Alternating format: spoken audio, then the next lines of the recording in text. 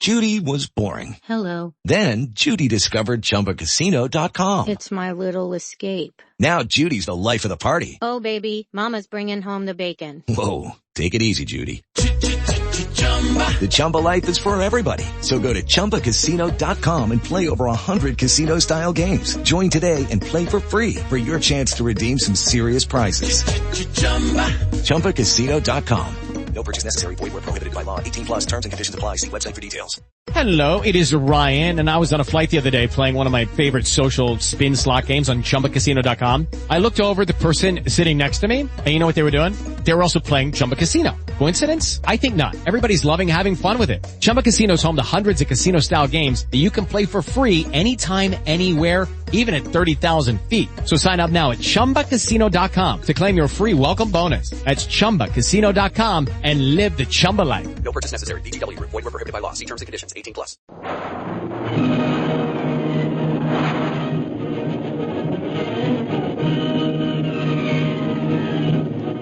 Presenting the adventures of Jungle Jim.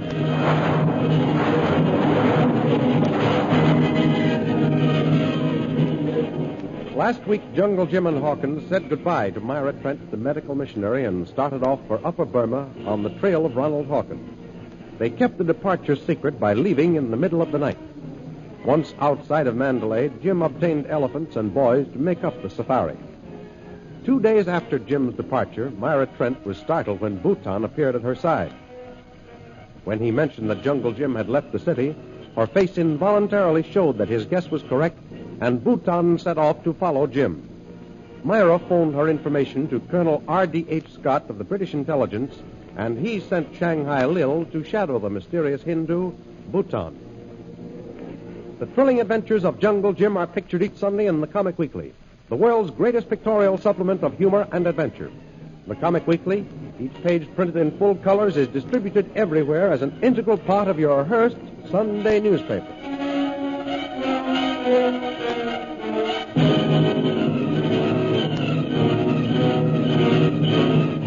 And now we continue our story.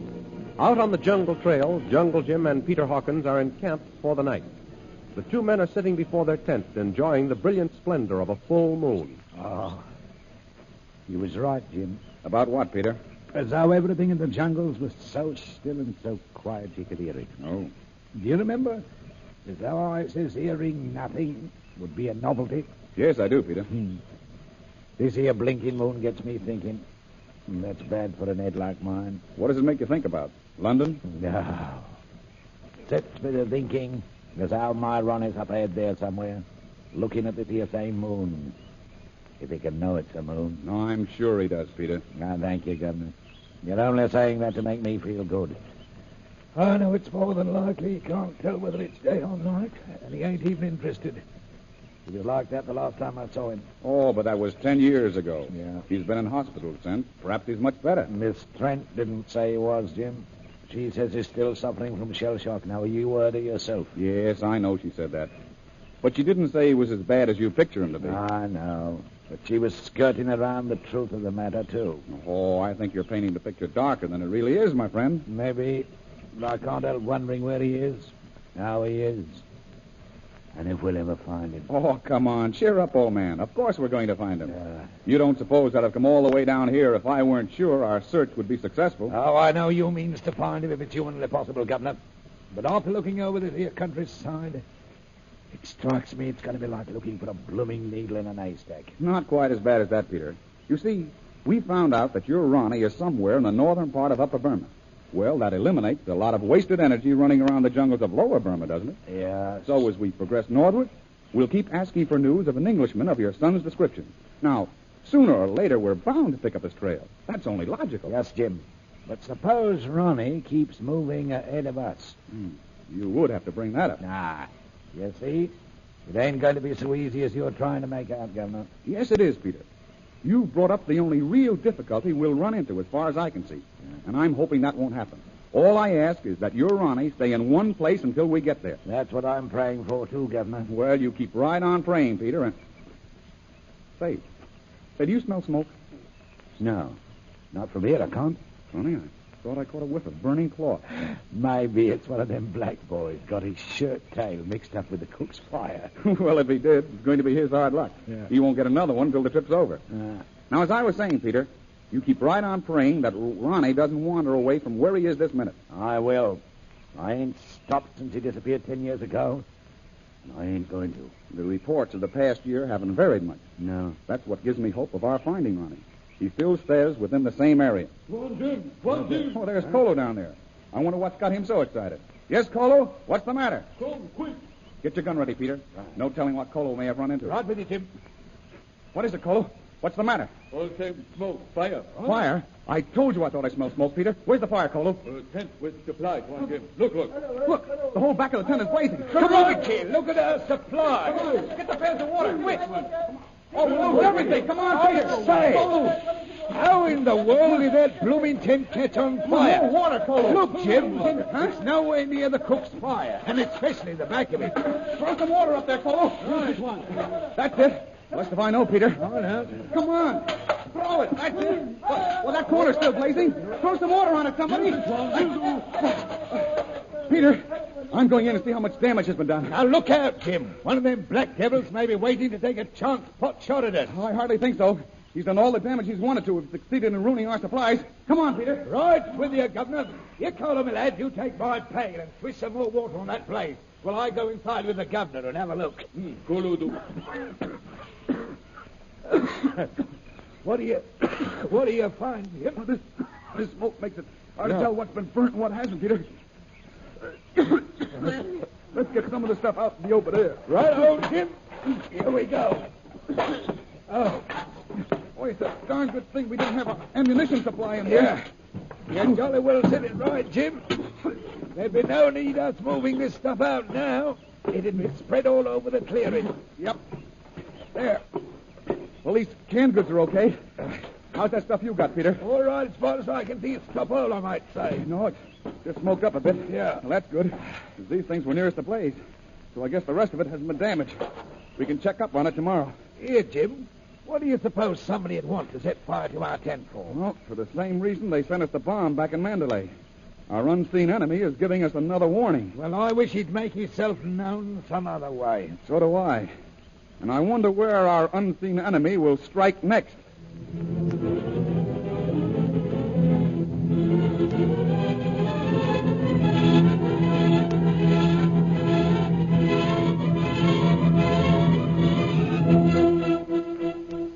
Meanwhile, back in Mandalay, a taxi drives onto the flying field, its shades closely drawn and its lights dimmed.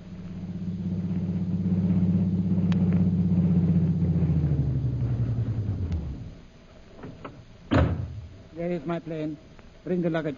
I shall see that everything is in order. Yes, Bhutan. Good. The plane is ready? Yes, Bhutan. Everything is ready. Very well. We shall take off at once. Wait, stop! Now, who is this? Mr. Bhutan! Oh, it's the white girl. Well, what is it, Ma'am Sultan? I followed you. I had to see you. Well, I want to talk to you. my plane is ready to leave. I must urge Ma'am Saab to be brief. I've been thinking things over. You warned me not to get mixed up with Jungle Jim Bradley, and I laughed at you. Ma'am Saab did not believe me. That is true. Well, certain things have happened to convince me that you are right in your estimation of him. So? I wanted to see you to find out just what you know about Bradley. Then I'll tell you something. Very well, Ma'am Saab.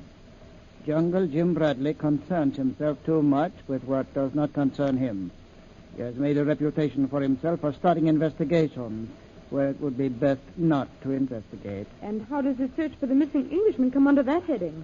That is something that Ma'am Saab does not need to know. You're afraid he'll find something else besides the Englishman? I do not understand. If Ma'am Saab will explain herself. Well, I do hope you overtake Jungle Jim Bradley, Mr. Bhutan. I certainly do. Ma'am Saab has changed her opinion, Yes. You're right about Mr. Bradley. He does concern himself where he isn't wanted. I didn't ask him to come into my life, but he did, with his lies and his cheating. Lies? Cheating? Yes. I've just found out that he didn't go to Upper Burma at all. What? Are you sure, Ma'am Saab? I wish I weren't. He said he was going there and would send for me later. Oh, the woman scorned. No one can do that to me, Myra Trent. I want you to take me with you, Mr. Bhutan. I'll show you where to find Jungle Jim Bradley. I regret exceedingly that it is impossible to do as Memsahib requests.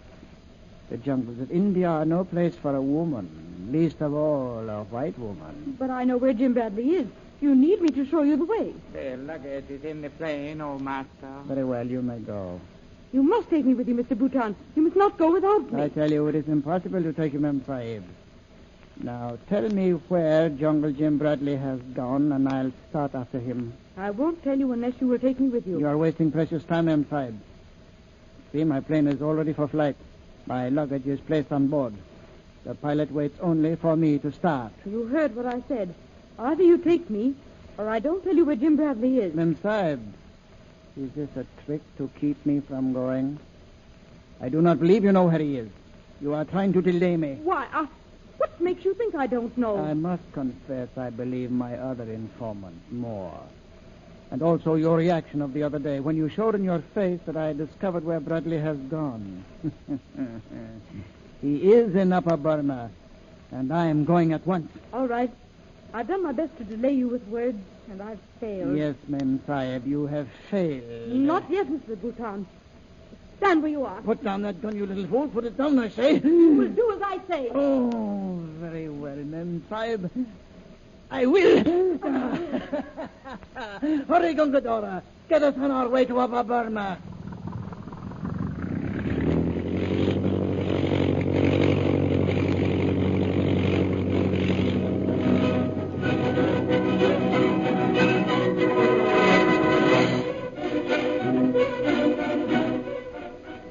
Although Myra Trent didn't know it, there was someone else at the flying field who was watching every move. It was Shanghai Lil in her disguise as an Indian woman. Next morning, she reports to her superior, Colonel R.D.H. Scott. Well, Mr. Brill, what have you to report? I shadowed this Bhutan as you ordered, Colonel Scott.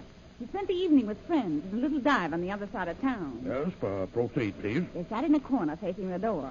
It was impossible to get close enough to actually hear what they were saying, but they had their heads together as though they were plotting. Do you think you could identify the others? I made friends with a waiter, and a liberal tip supplied me with the names of the distinguished guests. Here you are. Oh, splendid. Oh, you're very clever, Mr. Brill. We shall round up these men for questioning. I thought you would, so this morning I found out where each of them lives. You will notice the address is after each name. Oh, you astound me, Mr. Brill. Such thoroughness. Always glad to oblige, Colonel. You'll find that out. When you assign Lily DeVril to a job, she does it. So it would seem. Continue with your report. After this conference, Bhutan returned to his hotel.